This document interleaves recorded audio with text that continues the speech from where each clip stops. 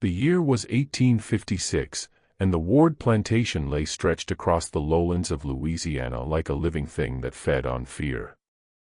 At dawn, mist clung to the fields and the cypress groves, dulling sound and blurring distance, as if the land itself preferred not to see what happened there. By midday, the fog burned away under a merciless sun, revealing the truth in sharp lines: rows of cane, the white-columned house on the rise, the quarters set far enough away to be ignored, and at the center of it all, the great oak. The oak had stood longer than anyone remembered. Its trunk was thick and scarred, its branches heavy with Spanish moss that swayed like old, gray hair. It cast a wide shadow even at noon, and everyone on the plantation knew its purpose.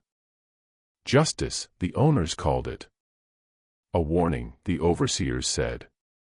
The people who worked the land called it something else entirely, but only in whispers, and never where the tree could hear. That morning, Miriam Hall was dragged toward it.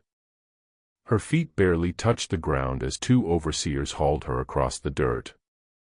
Her dress was torn at the hem, one sleeve ripped away entirely. Blood darkened the fabric where a blow had landed too hard, too carelessly. She did not scream. Her silence unsettled the men more than resistance would have.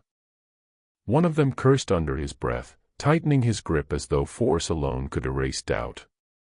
Behind them, a small crowd gathered, men and women pulled from the fields, children clinging to skirts, eyes wide and terrified. No one spoke. Speaking invited attention, and attention invited punishment. They watched because they were made to watch. Charles Ward stood apart from them, close to the tree but careful not to touch it. He was young, barely into manhood, with soft hands and clean boots that had never known the weight of labor. His face was flushed, not with guilt, but with something closer to wounded pride. When his father's property failed to move as expected, when a woman did not lower her eyes quickly enough, offense could be invented as easily as breath. "She struck me," Charles said, loud enough for everyone to hear. His voice wavered only slightly. Raised her hand like she forgot her place. No one challenged him. The overseers did not ask questions. They had heard enough. A rope was thrown over a low, sturdy branch of the great oak. It scraped against bark that had borne this burden many times before. Miriam was forced to stand beneath it. For a moment, she lifted her head. Her gaze passed over the faces in the crowd, searching, steady, and though Jonas Hall was not there to meet it, she did not look afraid. The rope was placed around her neck. The act itself was quick, practiced. A shove. A sudden, brutal stillness. Her body jerked once, then hung, swaying gently in the humid air. Spanish moss brushed her shoulder as if the tree were claiming her. Someone retched. Someone else whispered a prayer. The overseer barked an order for silence. By the time the sun reached its highest point, Miriam Hall was dead. The Ward family treated the matter as an inconvenience, no more. Over lunch, it was mentioned briefly. Charles spoke of disrespect, his mother shook her head in mild disapproval, and his father muttered about discipline needing to be maintained. The conversation moved on to crop yields and a shipment expected from New Orleans. "She was replaceable," Mrs. Ward said at last, folding her napkin. "They always are." By afternoon, orders were sent down the line, the body was to be taken down before nightfall, and work was to resume immediately. No delays. No mourning. Loss, after all, was only meaningful when it belonged to them. Jonas Hall was called from the far field where he had been repairing a broken fence. He arrived breathless, sweat-soaked, his hands still carrying the smell of wood and iron. He did not ask questions. He had learned long ago which questions led nowhere. "Your wife is gone," the overseer told him flatly. "You'll be back at your post by morning." Jonas nodded once. His face revealed nothing, not shock, not grief, not anger. Those things lived deeper now, buried where they could not be taken from him. He turned toward the great oak without being told to do so. Miriam still hung there, her body already beginning to stiffen, the rope creaking softly as the tree shifted in the breeze. The shadow of the oak covered her completely, as if sheltering her from the world that had failed her. No one noticed the way Jonas looked at the tree.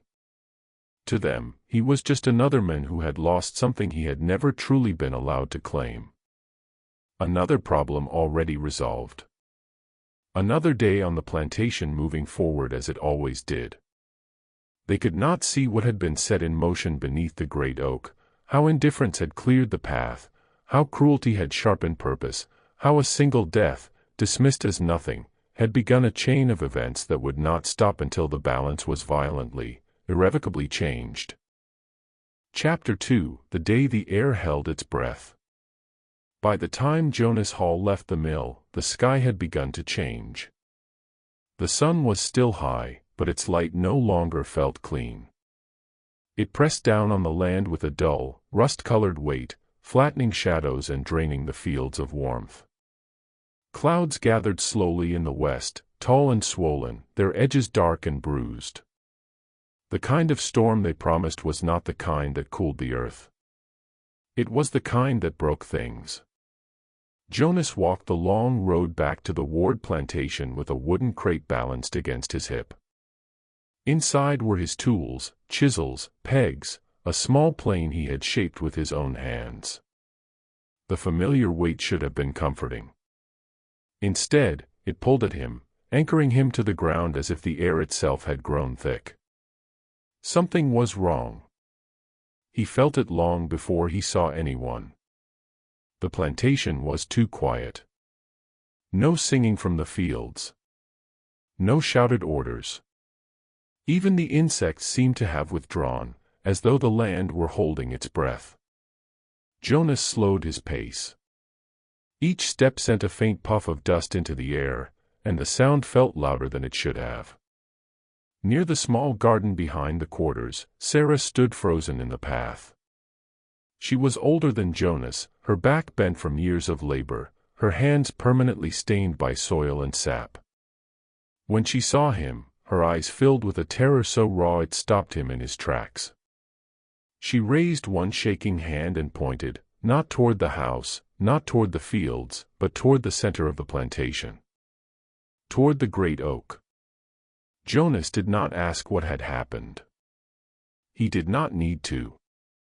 The answer moved through him like a slow, spreading cold.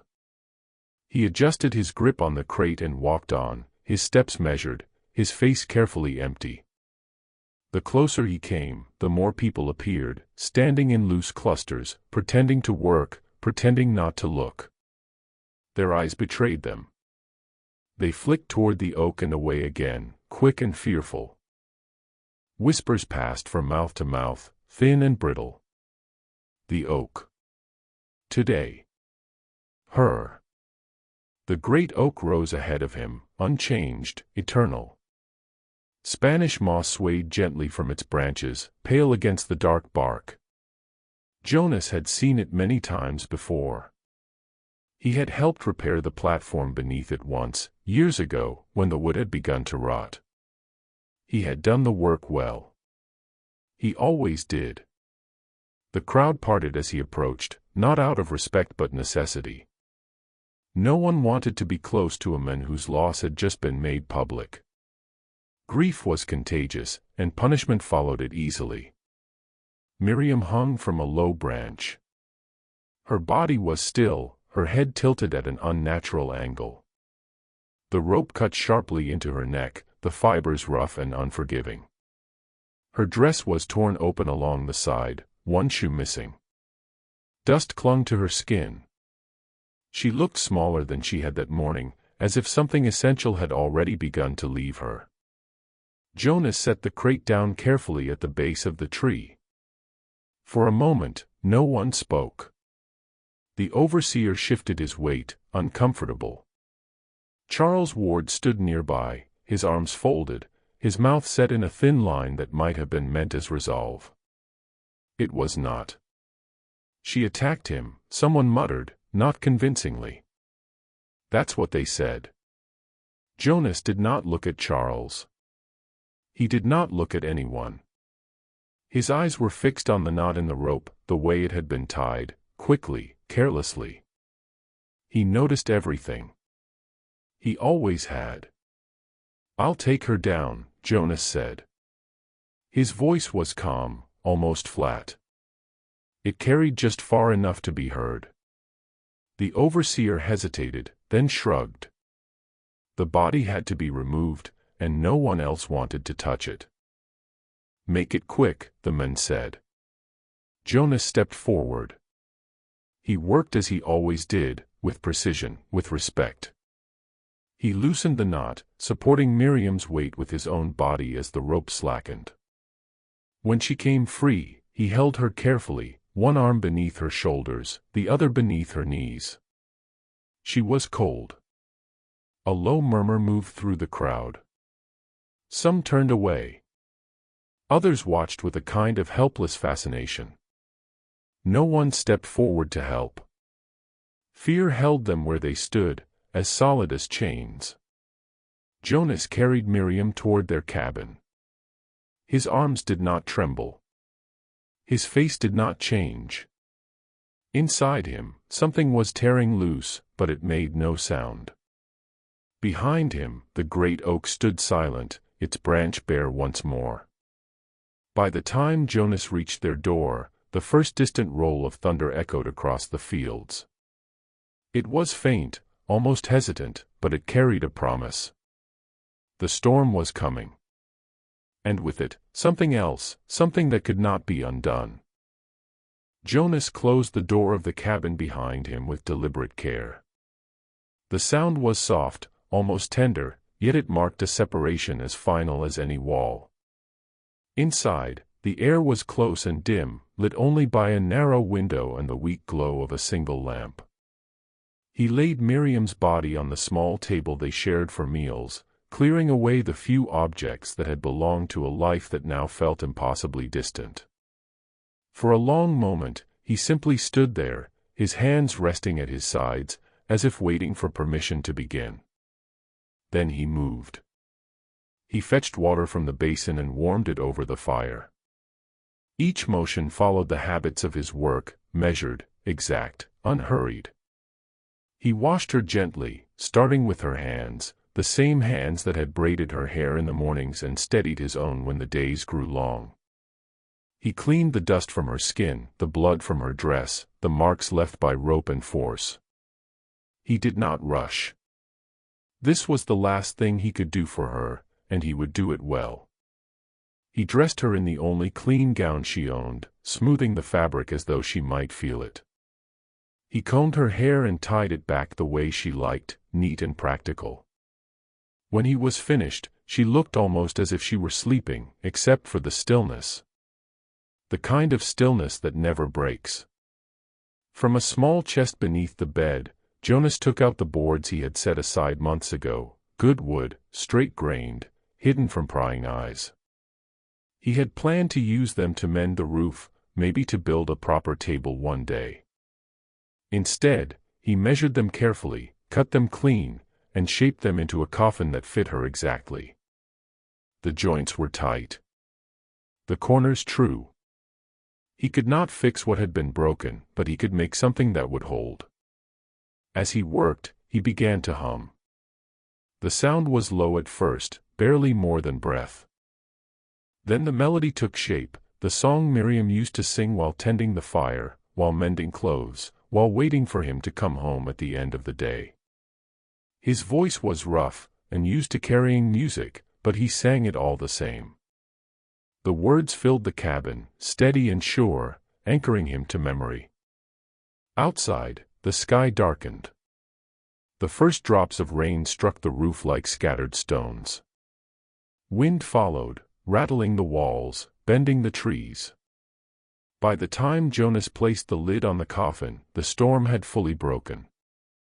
Thunder cracked overhead, close enough to shake the ground beneath his feet. Rain poured in sheets, blurring the world beyond the window into streaks of gray and black. Jonas sat beside the coffin and listened. He listened to the rain, to the thunder, to the sound of the plantation settling into uneasy sleep. He did not cry. Tears belonged to moments when there was still something to lose. That moment had passed. At last, he stood and stepped outside. The storm soaked him instantly, plastering his clothes to his skin. He did not care. He walked a short distance from the cabin and stopped, turning his face toward the center of the plantation. The great oak loomed in the darkness, its massive shape outlined by flashes of lightning. Each burst of light revealed the same branch, the same place where Miriam had hung. Rain streamed from the moss like tears that never ended. Jonas stared at it without blinking. In that moment, something settled inside him, not anger, not grief, but clarity. The world he lived in was built with intention. Every beam, every rule, every cruelty had been placed where it was by human hands. And anything built could be taken apart. He did not vow revenge. He did not pray for forgiveness. He calculated. By the time the storm began to weaken, the decision had already been made. It was not sudden, and it was not born of passion. It was as solid and deliberate as the joints he cut into wood. Jonas turned back toward the cabin. Inside, Miriam rested in the coffin he had built, ready for the earth. Outside, the great oak waited, unchanged and certain. And between them stood a man who had chosen, with cold precision, to act. Morning came quietly, as if the storm of the night before had exhausted the sky. The plantation woke to damp earth and the smell of wet leaves. Puddles reflected the pale light, and the fields steamed faintly as the sun rose.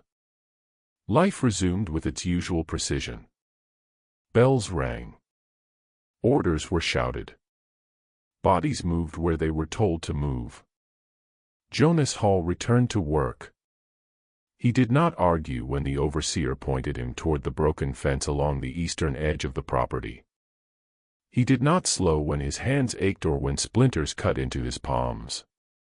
His shoulders were slightly hunched, his gaze lowered. To anyone watching, he looked emptied, another man crushed by loss, another reminder of what happened when order was questioned. That was the face he wore now. He measured posts and replaced rails, his movements steady but subdued. When spoken to, he answered briefly, respectfully. When ignored, he did not react. Grief made men small, the overseers believed. It made them manageable. They were wrong. Jonas noticed everything. He noticed how the eastern gate sagged on its hinges, how it could be lifted rather than unlocked if the weight was taken just right. He noticed which guard lingered too long at the shade line near midday and which one paced nervously when clouds passed overhead. He counted steps without appearing to count them, noted times without ever looking at the sky. Later, he was sent to the main house. A door near the rear veranda had begun to stick after the storm. Water had warped the frame, and the latch no longer caught cleanly. Jonas was given his tools and told to fix it properly this time. "Yes, sir," he said, and meant something else entirely. Inside the house, the air was cooler, heavier with polish and perfume. Floors gleamed. Curtains muffled sound. This was a place built to keep the outside world at a distance. Jonas worked quietly, adjusting the door, shaving wood from the swollen edge, testing the latch until it clicked softly into place. He did not rush. He tested the lock 3 times, each with a different pressure. He memorized the feel of it, the resistance, the angle, the faint scrape of metal against wood. He noted the way the door could be opened silently if lifted just enough before turning the handle. As he worked, he listened. Mrs. Ward's footsteps were light and irregular. She moved through the house without pattern, driven by impulse rather than routine. Mr. Ward, by contrast, followed the same path each day: study to dining room to veranda, veranda to bed. Charles's movements were erratic, often late at night, often careless. Jonas filed each detail away. He was sent next to repair a loose window shutter on the upper floor. From there, he could see the yard, the outbuildings, the quarters beyond. He observed the rotation of the night guards, the moments when their attention drifted toward laughter or drink. He saw where lantern light failed to reach, where shadows overlapped just enough to hide a man standing still. At no point did his face change.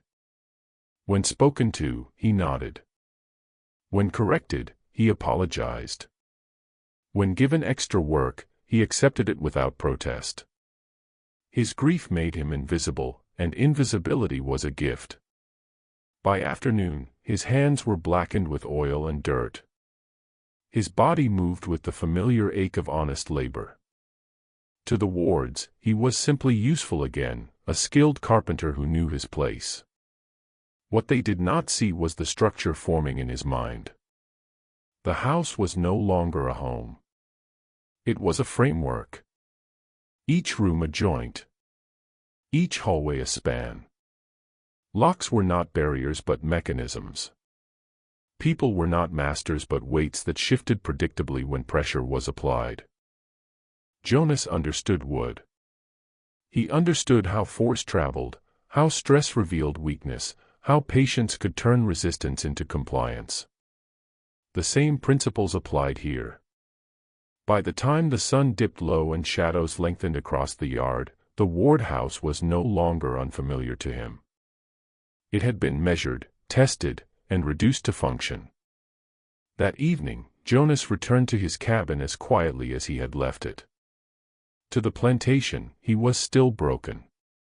But beneath the mask of submission, something precise and unyielding had taken shape, an intention built piece by piece, waiting only for the right moment to bear its weight. Night settled over the Ward plantation without ceremony. The moon rose thin and pale, half veiled by drifting clouds that dulled its light and softened the edges of the world. Crickets sang in uneven rhythm. Somewhere far off, a dog barked once and then fell silent. The house on the rise glowed faintly with lamplight, its windows like watchful eyes that believed themselves safe. Jonas Hall waited. He sat in the dark of his cabin until the plantation's sounds fell into their familiar pattern, guards trading places, doors closing, voices fading into sleep. He did not move until he was certain. Certainty was everything. Guesswork was for men who hoped. Jonas worked only with what he knew. When he finally stood, his movements were smooth and unhurried.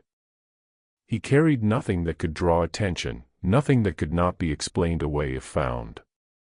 He slipped out into the night and followed the path he had walked so many times before, his feet finding the ground without sound. The repaired door at the rear of the house yielded exactly as he expected. He lifted it slightly before turning the handle, easing the latch free without the faint click it would otherwise have made. Inside, the air was still and heavy. The house breathed slowly, like a sleeping animal unaware of the hand moving toward its throat. Jonas paused, listening. Above him, floorboards creaked softly as someone shifted in their sleep. To the left, a low murmur, laughter that had not yet given way to dreams. Guests, still awake, still careless. He adjusted his path without hesitation. He moved through the corridors as if he belonged there, as if the walls recognized him. He knew which boards complained under weight and which held their silence. He knew where the light fell and where it did not. When he reached the first room, he did not rush. The men inside never had time to speak. Jonas worked with the same calm precision he used in his craft. Hands restrained.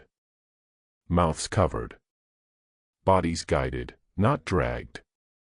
Panic flared briefly in wide eyes, in muffled breaths, but it had nowhere to go. One by one, the house surrendered its occupants: Charles Ward, his parents, the twin cousins visiting from Baton Rouge, and a family friend who had stayed too long at the table. 6 in all. They were bound and silenced, laid out in the hallway like pieces waiting to be moved. Jonas stood over them for a moment, studying the arrangement. He adjusted a knot, tightened a restraint. Details mattered. Then he began. He carried them one at a time. The distance from the house to the great oak was not short, but Jonas did not hurry. The night concealed him, and the guards were where he expected them to be, distracted, complacent, convinced that nothing ever changed. Each trip followed the same path, each return erased by darkness. The great oak loomed ahead, immense and patient. Its branches stretched wide, the same one hanging low and strong, exactly where it had been that morning. The rope was already there. Jonas had made sure of it. He did not look away as he worked. He did not speak. Whatever fear lived in the bodies he lifted did not reach his face. By the time the last figure was secured, the sky had begun to lighten at the edges.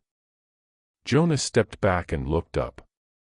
6 silhouettes hung from the same branch, their forms dark against the paling sky. The Spanish moss stirred faintly in the morning breeze, brushing against them as it once had brushed against Miriam. The tree bore the weight without complaint. The balance, in its own terrible way, had been restored. Jonas did not stay to watch the sun rise. He returned to the house the way he had come, leaving no sign that could not be explained by confusion or disbelief. He closed the door gently behind him, as if nothing had happened at all.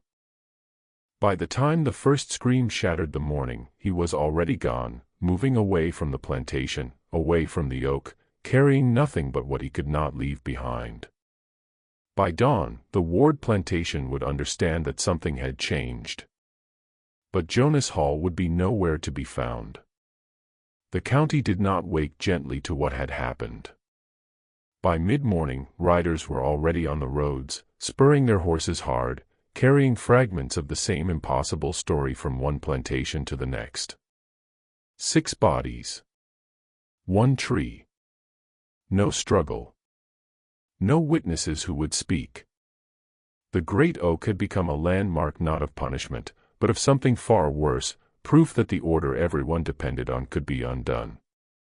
Men gathered in clusters, voices low, eyes darting. Overseers doubled their patrols. Doors were barred earlier than usual. Dogs were set loose at night. Fear moved faster than truth, and in its wake came speculation, a gang, an uprising, divine judgment. Some whispered Jonas Hall's name, but always with uncertainty, as if saying it too loudly might summon him. Before nightfall, Thomas Calloway arrived. He came not with raised voices or threats, but with calm authority and a carriage drawn by 2 well-fed horses. Calloway owned 3 plantations of his own and held interests in several more. He was known for his education, his connections, and his habit of smiling while others spoke. Where the Wards ruled through habit and cruelty, Calloway ruled through leverage. Jonas was already gone from the Ward plantation when Calloway's men found him. They caught up to him on a narrow stretch of road bordered by trees and tall grass. Jonas did not run. He did not resist when asked to come along. He studied the men briefly, then nodded once and stepped into the carriage. Calloway waited inside. He was a tall man with neatly kept hair and eyes that missed very little. He gestured for Jonas to sit, then ordered the driver forward. The carriage rolled on in silence for several minutes before Calloway finally spoke. "You know they're saying your name," he said mildly. "You've made quite an impression." Jonas said nothing. Calloway smiled, as if that were expected. The Wards were finished, he continued. Deep in debt. Bad investments. Declining yields. They planned to sell off their labor, piece by piece, to whoever paid fastest. Families separated. Children sent north. That was to begin within the month. He watched Jonas closely as he spoke. Jonas's expression did not change, but something tightened behind his eyes. He had suspected as much. The sudden cruelty. The urgency. Miriam's death had not been an outburst, it had been preparation. They didn't live long enough to do it, Calloway went on. Which leaves a mess.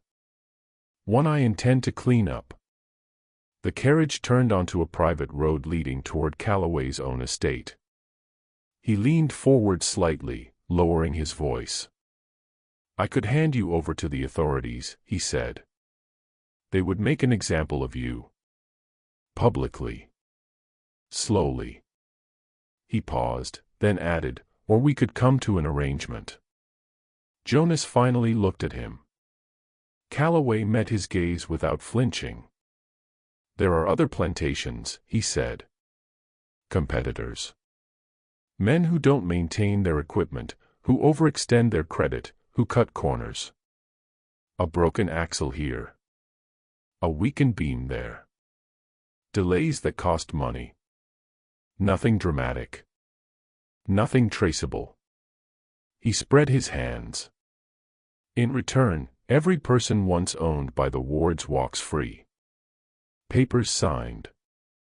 Witnesses present. Land transferred. Jonas considered him in silence. And after that? Jonas asked. Calloway's smile thinned. After that, you disappear. Or you work for me. We'll see. The carriage slowed to a stop beneath a line of oaks, not as old as the great oak, but tall enough to cast long shadows. Jonas spoke again, his voice steady. I want it in writing, he said. Names. Dates. Boundaries. No conditions you can twist later. Calloway studied him, clearly amused. You don't trust me? Jonas met his gaze evenly. I trust paper, he said. And witnesses. For a long moment, Calloway said nothing. Then he laughed softly. Very well, he said. You're more useful than I expected. That evening, documents were drawn up in Calloway's study. Ink dried beneath Jonas's watchful eye. Seals were pressed. Names recorded.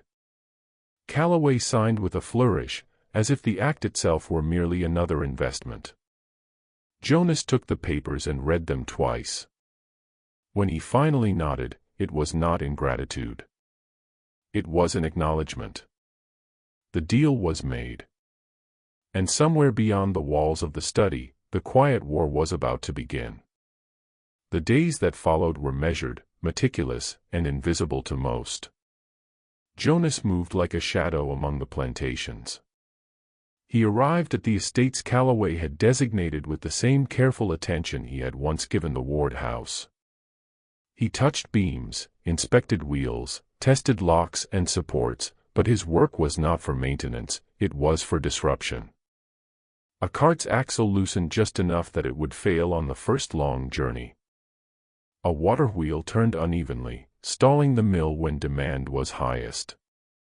A load of timber arrived late, tied poorly, and set to sag in the sun, weakening beams before construction even began. Nothing was overt, nothing traceable. Each flaw was subtle, imperceptible to anyone who lacked a craftsman's eye. But when time passed, when wheels ground and structures groaned, the damage became undeniable. And in the midst of it all, Jonas did not forget the future he was building. He began teaching Ruthie, a quiet girl no older than 12, the craft he had perfected. She had nimble fingers and a sharp mind, but it was more than skill he wanted to pass on. He showed her how to measure twice, how to feel the grain of wood, how to see the result before the cut was made. Precision, patience, and understanding that every action had consequence. "Watch the wood," Jonas said one afternoon, his voice low over the scrape of his plane. "It tells you what it wants. If you fight it, it will fight back. If you listen, it works with you. Always remember that." Ruthie nodded, eyes wide, hands trembling slightly as she held the plane. Slowly, the confidence returned, and she began to understand, not just carpentry, but the power of deliberate action. For a time, hope grew like a hidden fire. The enslaved families on the Ward plantation had signs that someone was working for them. Tools left in good condition, messages of caution and guidance passed quietly, safe passage marked in ways only Jonas and Ruthie could recognize. The tiny victories compounded, feeding belief that freedom was more than a dream. Then Calloway revealed his hand.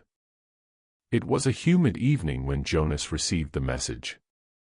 He found Calloway waiting at a discreet crossroads, calm as ever, his eyes glinting with that familiar calculating light. "You've done well," Calloway said. "But I think you misunderstood my intentions." Jonas narrowed his eyes. "Misunderstood?" Calloway's lips curved faintly. "I did not plan to liberate anyone." "Not really. The chaos, your chaos, created opportunities. I am acquiring land, absorbing plantations, consolidating holdings at bargain prices. Your efforts serve me, not them." A cold shock ran through Jonas. His heart tightened at the thought of Ruthie, at the thought of all he had risked for nothing. "She is with me," Calloway continued. "Until you accept that the plan belongs to me, she stays. No tricks, no heroics. Just obedience." Jonas clenched his jaw. Rage and despair collided in his chest, but he did not act. He could not yet. Every instinct told him patience would be stronger than impulse, every lesson he had taught Ruthie about precision and foresight demanded calm. He nodded slowly. "Very well," he said. "I will act, on the terms we both understand." Calloway's smile widened, pleased with the apparent submission, and he departed into the darkness. Alone, Jonas felt the weight of the quiet war settle upon him. He had moved invisible pieces across distant lands, shaping events like the grain of wood in his hands. And yet, for the first time, the stakes were personal. Ruthie's safety tethered him to the path, sharpened his mind, and forced his patience to the breaking point. The war continued, silent and unseen by most, but now it carried the taste of betrayal, and with it, a new, unspoken urgency. One wrong move, one miscalculation, and the fire he had built could consume not just the plantations, but everything he had vowed to protect. Jonas Hall walked toward the great oak with a weight in his chest heavier than any he had carried before. In his hand, he held the carved amulet Miriam had treasured, the one he had kept hidden all these months. He placed it gently at the base of the tree, letting the damp earth cradle it. It was a gesture, a signal, and a farewell, a small, private act of devotion before he would surrender himself to the authorities. The dawn had just begun to break. Mist clung to the fields, softening the edges of the plantation, hiding secrets in its folds. Jonas did not notice the subtle rustling of movement at first, the quiet approach of dozens of figures emerging from the shadows, from neighboring fields, from quarters on distant plantations. They had come, drawn not by command but by knowledge. They knew the truth. They had witnessed the cruelty, the deaths, the planning, and the betrayal. Ruthie was among them, small and determined, her hands gripping a bundle of tools and makeshift weapons. The workers had organized quietly, carefully, each step deliberate. No one spoke above a whisper, yet communication flowed in subtle gestures, nods, eye contact, the slight movement of a hand along a hidden path. Jonas paused. His plan had been simple: surrender, ensure Ruthie's safety through reason, and hope the law acted swiftly. But here were the people who had been crushed, ignored, and underestimated, stepping forward with quiet resolve. They did not wait for permission. They did not hesitate.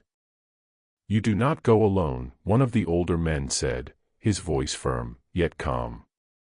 "We know. We will see this done together." Jonas looked at them, one by one, and saw the same fire he had felt burning in his own chest the night Miriam had died, the fire that demanded justice, precision, and action. He nodded, understanding without words that their plan would not rely on luck, but on calculated moves, deliberate risks, and skill. The operation began at twilight. A signal fire was lit at the eastern storage yard of Calloway's estate, small at first, then growing into roaring flames that spread smoke across the treeline. The guards, drawn to the apparent emergency, rushed toward the blaze, leaving the house and its defenses weakened. Jonas and his group moved silently through the gaps, using hidden paths, unlocked gates, and shadows to guide them. Inside Calloway's main residence, Ruthie led Jonas to the place where she had been held. They freed her quickly, quietly, without the guards realizing what had occurred. The workers had anticipated every patrol, every lantern sweep. Makeshift obstacles, simple yet effective, delayed pursuit, fallen shutters, sabotaged floorboards, loosened gates, all calibrated to buy just enough time. Finally, they cornered Calloway in his study. He was composed, accustomed to control, but for the first time, he understood that control had slipped beyond his grasp.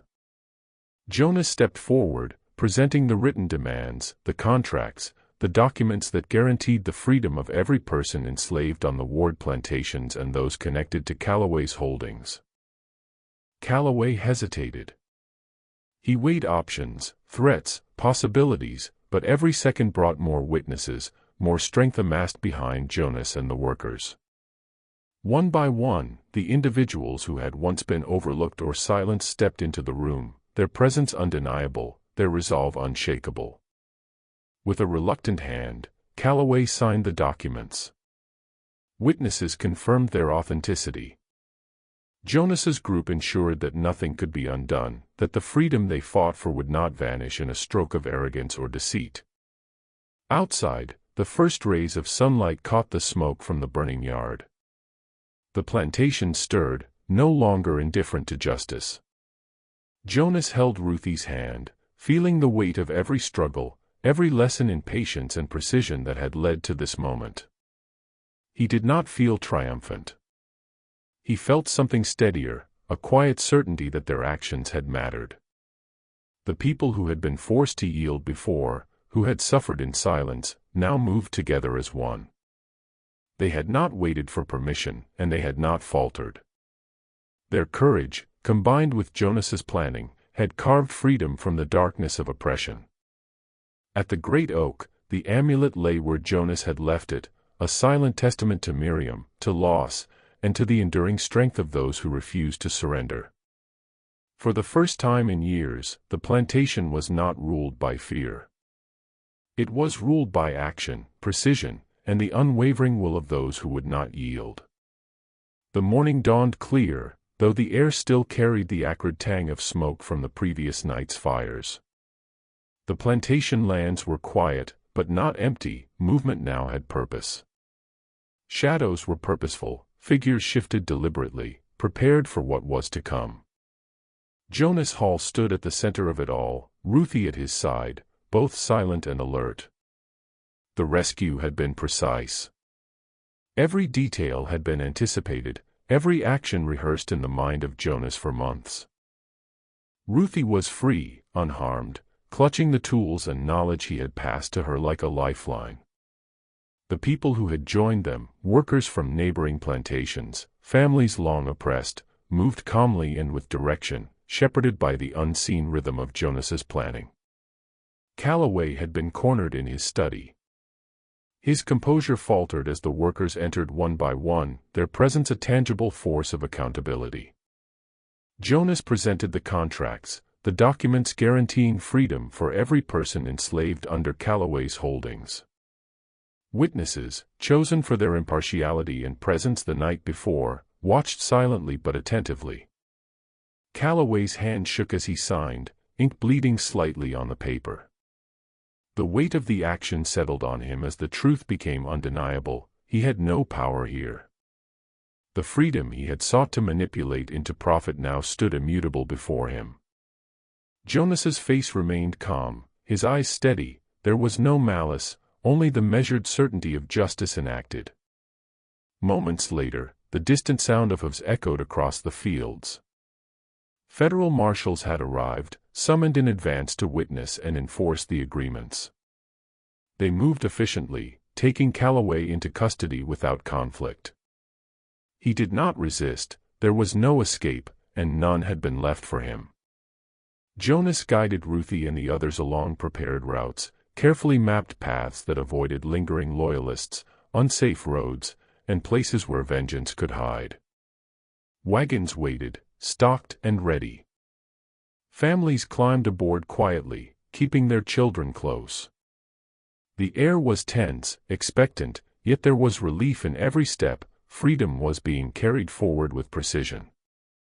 As the last wagon disappeared down a distant road, Jonas stopped at the edge of the plantation, gazing toward the great oak. The tree stood silently against the morning sky, its branches heavy but unbroken. He thought of Miriam, of the loss that had ignited the chain of events leading to this day. He bent slightly and touched the amulet she had loved, still lying where he had left it, the symbol of grief turned into purpose. Jonas understood then, fully, the truth of his journey. This had never been about vengeance. The acts of that night, the calculated sabotage, the risks taken, they were not tools of destruction but instruments of creation. Each move, each lesson taught, each life preserved was a measure of construction, a framework built from loss and precision, from patience and resolve. He had built more than escape or retribution. He had built freedom. The people who had followed him, who had trusted him and their own courage, were walking into a future they could shape. They carried the knowledge of their strength, the awareness of injustice survived, and the proof that deliberate action could reshape the world. Jonas turned from the tree, his gaze steady on the horizon. The morning stretched wide, unbroken, filled with the quiet promise of possibility. He took Ruthie's hand and walked with her toward the open road, leaving the plantation behind, not as shadows of oppression, but as people capable of creating, remembering, and protecting one another. And for the first time, the air felt unburdened. The past remained, as it always would, but it no longer held them captive. Jonas did not look back. He had built freedom, and that, he knew, was enough.